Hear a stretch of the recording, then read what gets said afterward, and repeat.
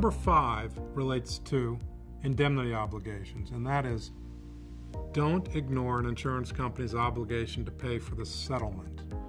So you've gotten down the line, you've litigated for a number of years, you're at the point where you're like, okay, this thing's ripe to be settled. Your defense counsel has said, we could settle this thing, you can get out, and it'll be a good deal because I've done such a good job. I've really beat up the other side. You know, they're tired. They want, you know, their lawyers want to just drop this case, and I feel good about what I've done as a defense counsel, and let's get it done. So you go into mediation, and you're ready to settle it, and you get a good number.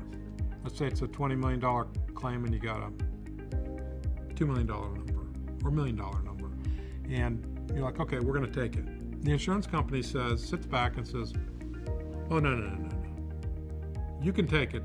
That's fine, but we're only going to pay $100,000 of it. Well, you're in a bad situation at that point. Actually, the insurance company's in a worse situation, but most policyholders don't realize that. They just see that they're in a bad situation because, well, what am I going to do? The insurance company's only paying $100,000 on the $2 million settlement. What do I do? And the knee-jerk reaction might be, well, okay, we got the money. It's a great deal. Let's just do it. Let's get it done. It's called pay and chase. You pay the plaintiff and you chase the insurance company. It's usually a bad strategy, but it's often done. And why do I say it's a bad strategy?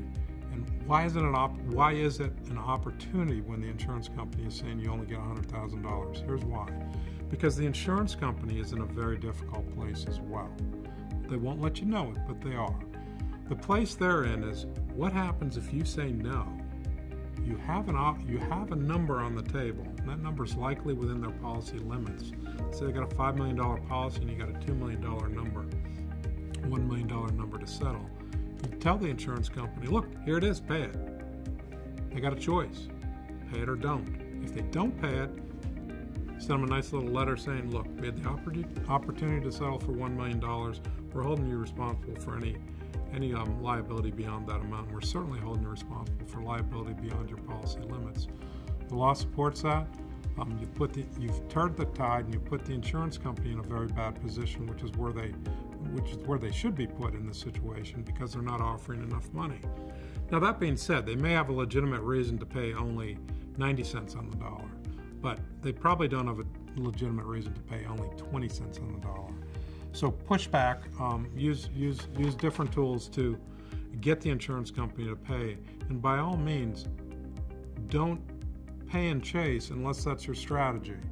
The pay and chase strategy is one that can be used, and we've used it successfully, but you need to be careful. If you're going to pay and the insurance company is defending, you're at risk, and here's why. Because there's a voluntary payments clause that says you're not allowed to settle without the insurance company's consent.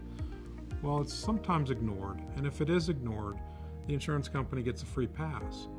Quite frankly, what they're hoping you do is give them the free pass. They want to get out of jail free card. So they're going to talk to you. They're going to say, oh yeah, we think you should do it. We got to go back to the main office. Maybe we'll get some more money, but why don't you agree to this now? It's a good deal. I'm not sure if we can come up much more, but we'll try. Everybody's feeling good. Everybody's friends. Everything's working perfectly, but you've been set up. And if you take that deal, you are going to lose because you're giving the carrier a get out of jail free card.